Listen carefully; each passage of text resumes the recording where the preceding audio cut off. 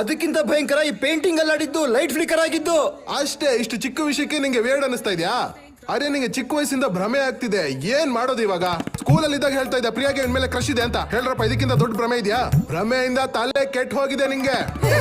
Party mood ಹಾಳು ಮಾಡ್ಬೇಡ. ಎಣ್ಣೆ ಹೊಡಿ, ಚಿಲ್ ಮಾಡು, ಫ್ರೆಶ್ ಗಾಳಿ ತಗೋ.